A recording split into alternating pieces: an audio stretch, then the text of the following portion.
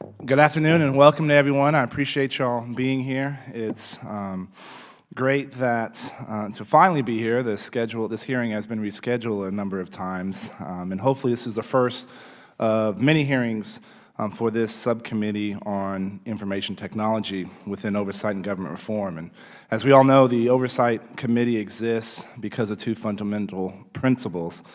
First, Americans have a right to know that the money Washington takes from them is well spent. And second, Americans deserve an efficient and effective government that works for them.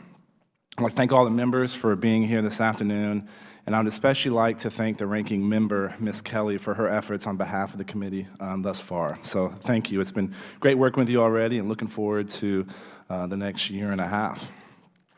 As the chairman of the IT subcommittee, we're looking to do four things over this Congress, excuse me. One of those issues that we're going to be looking at is IT procurement and acquisition. When I was running for Congress, I never thought I'd be talking about IT procurement as much as I do, but this is an important area, an area where we can reduce the size and scope of the federal government. The second area we'll be looking at is emerging technologies. Our technology landscape is shifting, and with emerging technologies such as drones, 3D printing, these are all things that the government hasn't delved in before. And one, we've got to make sure that we're not stifling any growth in these areas, but are protecting consumers as well. The third area we'll be looking at is privacy. I know we're going to have a conversation today about this issue.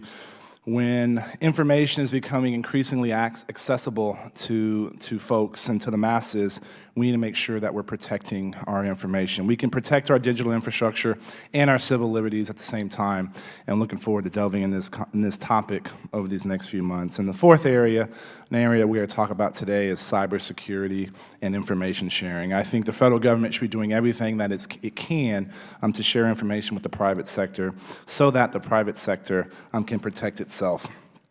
As y'all know, I spent 9 years as an undercover officer in the CIA. My background is in computer science. I may be able to bang out some Fortran 77 code right now, but it's been great having that experience and background and using it to help us as we chart our course forward.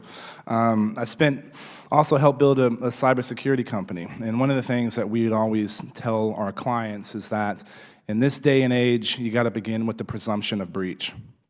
If you give me enough time and money, I'm going to get in. And so what do you do to detect someone on your network? How can you contain them and then kick them out? I think this conversation today is pretty timely. With the recent attacks on Sony, Anthem, JP Chase, other big names. Just yesterday, we found out about 11 million customers may have had their health records compromised in an attack on Blue Cross that occurred last May. With each passing day and week, there's a new hack, a new breach, or theft being committed over the internet.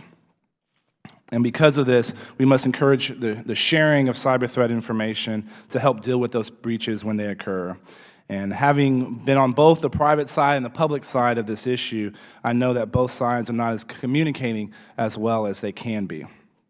I hope this committee can shine a light on the glaring problem and work with the authorizing committees and the appropriators on bringing forth beneficial cyber legislation.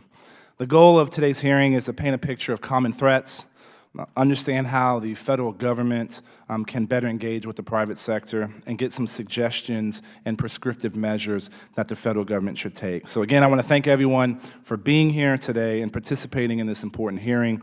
And with that, I'd like to now recognize my friend and the ranking member of the subcommittee, Ms. Kelly of Illinois, for 5 minutes for an opening statement.